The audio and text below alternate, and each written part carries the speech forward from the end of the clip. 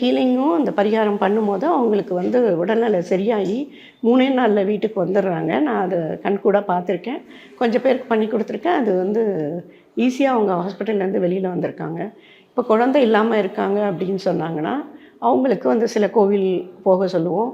இந்த மூலிகைகள்லாம் இருக்குது இல்லையா? ஸோ அந்த மூலிகையோட கஷாயம் அந்த மாதிரிலாம் அவங்க சாப்பிடும்போது, அவங்களுக்கு அவங்க பாடியில் சில செல்ஸ் எல்லாம் ஆக்டிவேட் ஆகிட்டு அவங்களுக்கு அந்த குழந்தை பிறப்பும் நடந்திருக்கு.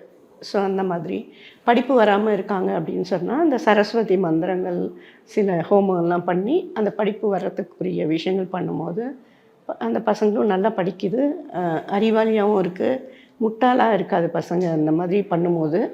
ஸோ ரொம்ப நாளாக சோம்பேறித்தனமாக இருக்காங்க, வீட்டுக்குள்ளேயே அடைஞ்சிருக்காங்க அப்படிங்கிற பட்சத்தில் இந்த மாதிரி ஹீலிங் தெரப்பி மாதிரி கொடுக்கும்போது அவங்களுக்கு சரியாயிடுறது. ஸோ இது எப்படி எனக்கு கிடச்சிது அப்படின்னா, நான் ஒரு 20 வருஷம் தவம். ஸோ அந்த மாதிரி பண்ணிகிட்ருக்கும்போது அந்த பவர் நம்மக்கிட்ட வரும்போது, சில பவர்ஸ்னால தான் பண்ண முடியும். ஸோ அப்படி இருக்கும்போது மெடிடேஷன் லெவலில் கொஞ்சம் இருக்கும்போது அது பண்ண முடிஞ்சது, பண்ணி கொடுக்குறோம். அதுதான்.